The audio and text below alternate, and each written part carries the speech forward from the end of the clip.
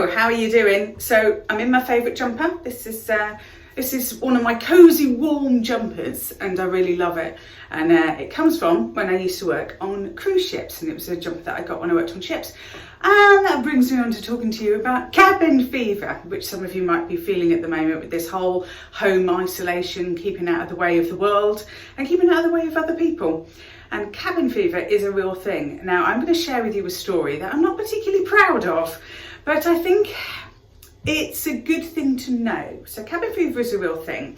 I had it when I was working on ships. There was one point in time where I've been on ship for 7 months. Don't worry, not consecutively.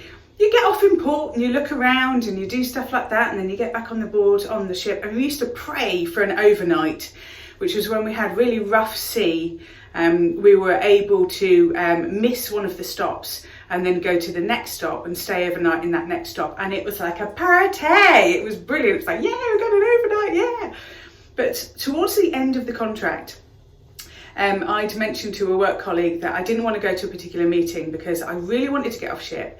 I had loads of shopping to do. I wanted to buy particularly a suitcase because I was disembarking and leaving the contract. So I really wanted this suitcase. I was like, oh, this is a stupid meeting. I don't know why I need to go. My replacement's already on board, blah, blah, blah.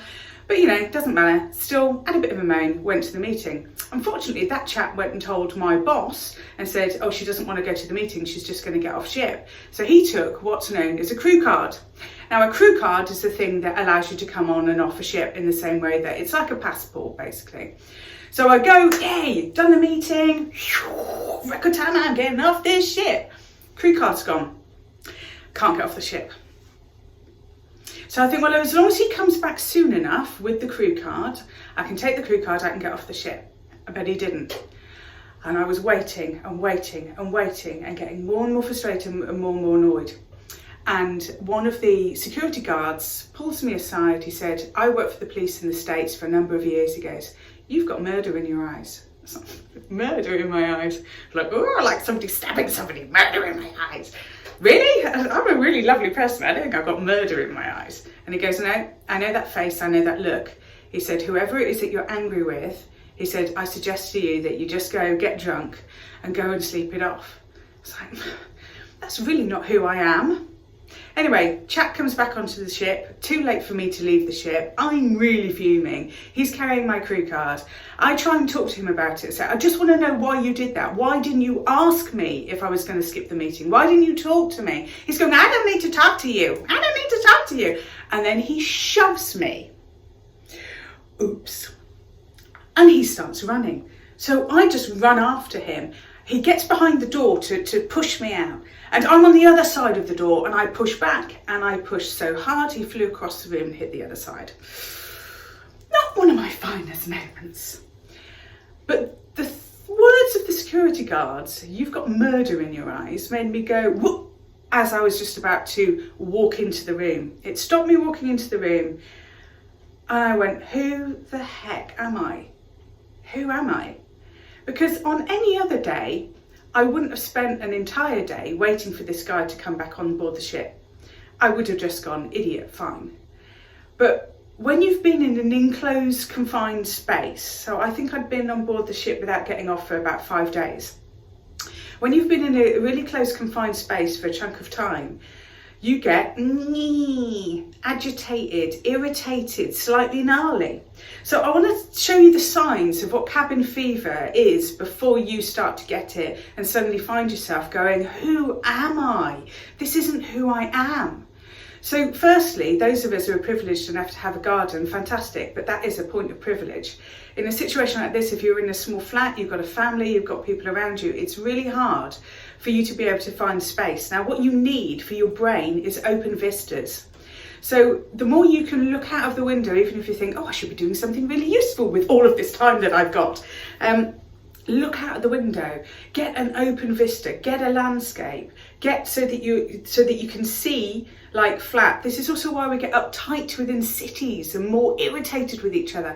We don't get enough open vistas. This is also why we go to the sea and there's just this beautiful, although it didn't really work for me, did it? No, but it did work. But there's this beautiful kind of like, you can just, I mean, I'd get into frustrations on board ship. You go on deck, you go, wow, look at this.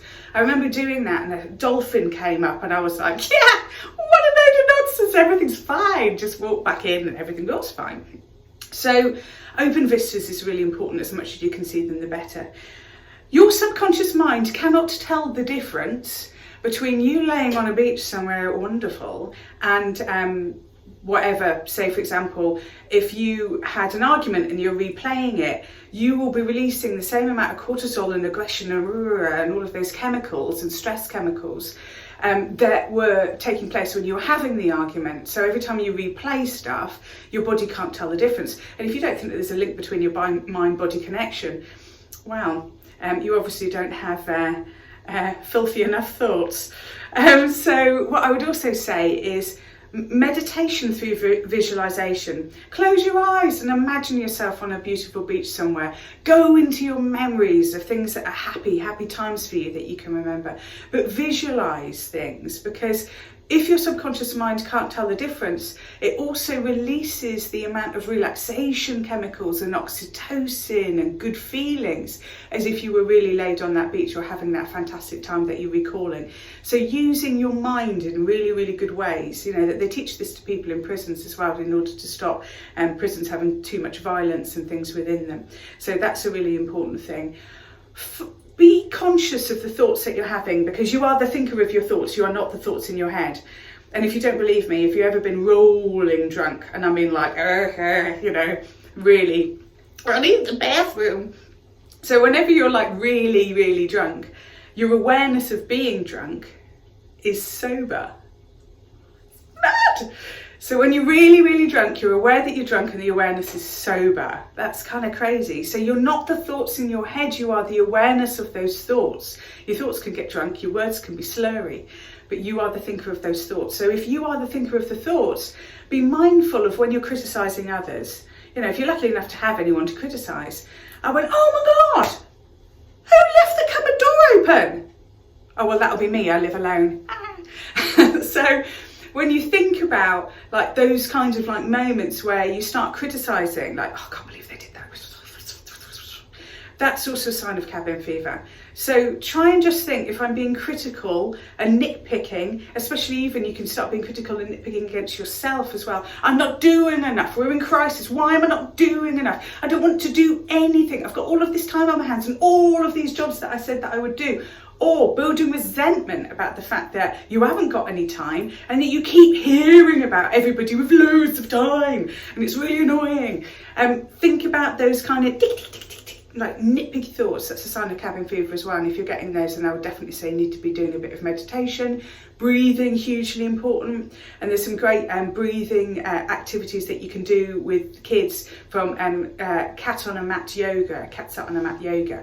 Have a look at that online, that's really good. Getting breathing exercises for kids, that really calms them down. But also for yourself, make sure you're breathing properly, because when you're in a confined space, you take smaller breaths. So really get that air into you, really, really breathe, and you know, right the way through your diaphragm, things like that. You will be overeating, you'll get over it, it'll be fine. Any way that you can exercise, great, but it's really difficult when you get bored to not want to snack. It's really difficult when you're stressed not to want to snack. It's really difficult not to want to snack when you want to snack. So snacking, it's just one of those things. It's really difficult, especially when the freaking fridge is just there. The fridge is there. So just be kind to yourself, because sometimes you just need to do little things that you weren't doing before, and just promise yourself that you work it off later. Good. So hopefully that's going to help you a little bit with cabin fever. What I'm going to do is I'm going to make a series of films that I'm going to release just to help you with psychological tips and maybe spiritual tips to be able to help you when whatever situation it is. Some of these films will be relevant to you, some of them absolutely won't be, but I will just see what I can do from my brain to yours to see if there's any wisdom that I can give you whilst you're going through all of this, and whilst we're all going through all of this and we're all going through it together. Apart from we're kind of not really, because we're going through it in a privileged way, because we do have fresh running water. You know, we do have really great, you know, opportunities for us to be able to self-isolate, you know, so we do have a lot more than a lot of other countries actually really do. So I think that we also need to keep that attitude of gratitude. And as my mother used to say, I cried because I had no shoes, and then I met a man who had no feet. So always keep that positive gratitude in your heart and head as much as you can. All right, catch you soon.